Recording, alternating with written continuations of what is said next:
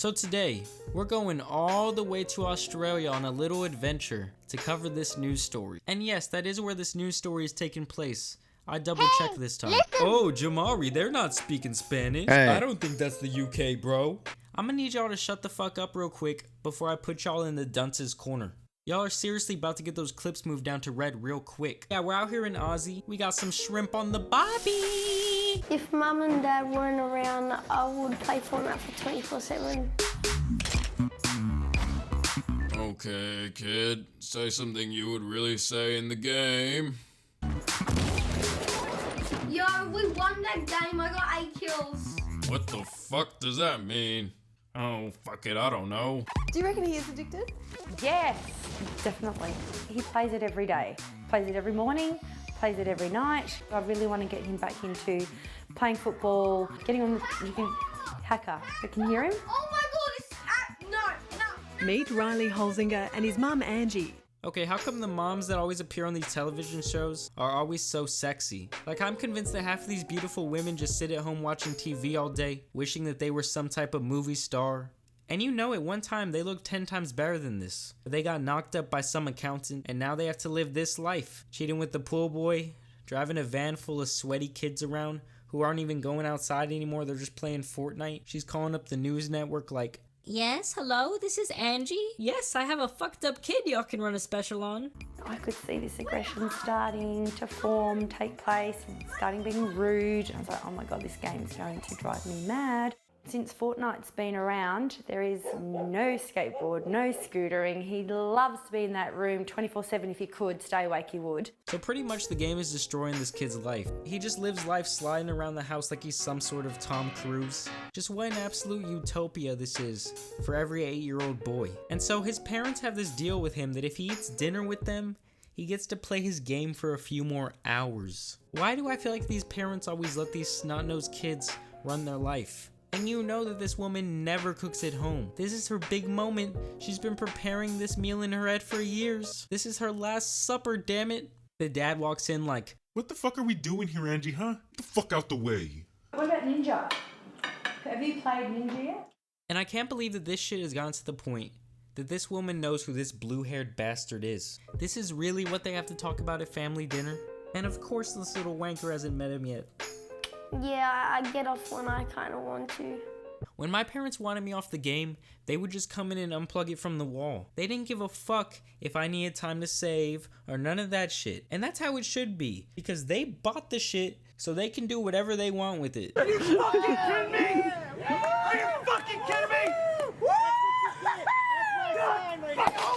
And they've been holding these large group seminars for parents because this Fortnite addiction has just become such an epidemic. These prepubescent numbskulls are on a rampage. And yes, I'm serious, there's a real thing, like if it's some AA type of shit. Essentially think of the Hunger Games in a game.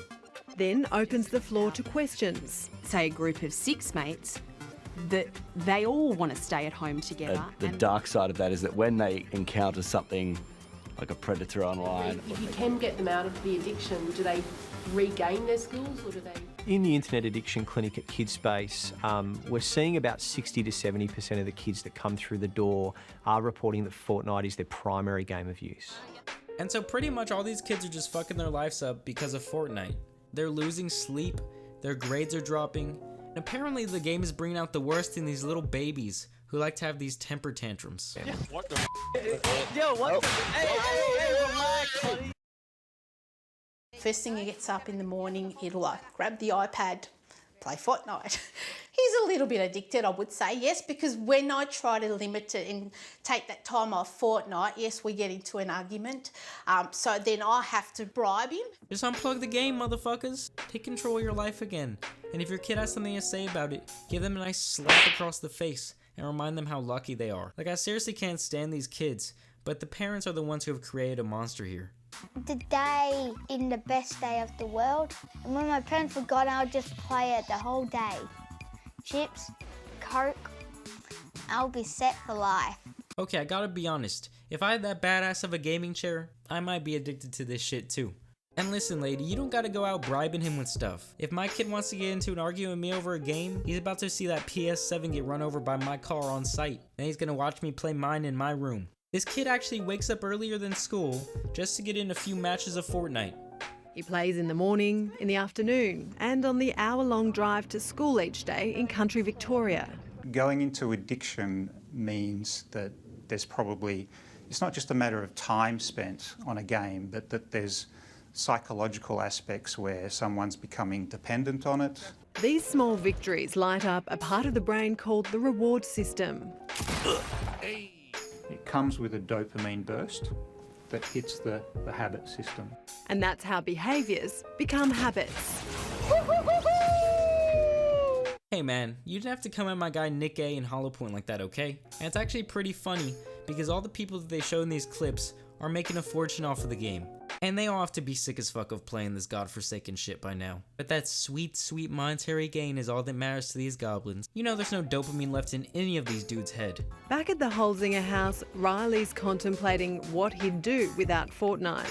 Probably game raging, smashing stuff and that, and getting sad and that. What's the longest you've gone without playing? About like 4 weeks. And it was 3 days. It felt like 4 weeks. So it was actually only 3 days? Yeah. Can we cut that? And I like how they're all just laughing while this kid is ruining his whole life. Does that look good, Clint? And you got my resume, right? Yes, very good. We'll call you into my office soon.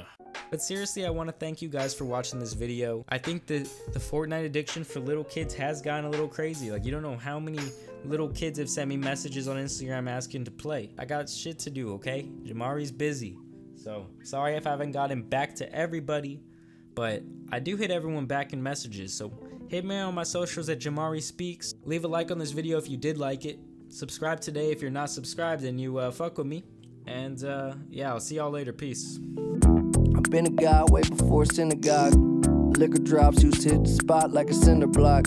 This is not what you wanted, but this is what you got. You live with what you got. Elixir that I'm mixing like I'm in the kitchen with Barack. I'm in the spot like the middle of a prison box. And you ain't nothing to the planet but a little dot. It's underneath the water like the line that's on a fishing rod. Simple thoughts got me itching like the chicken pox. Knitted socks, her fingers trying to scratch a lotto ticket off. When I made it, I was getting all the bitches off. See, I was faded, now I'm counting up the minutes lost.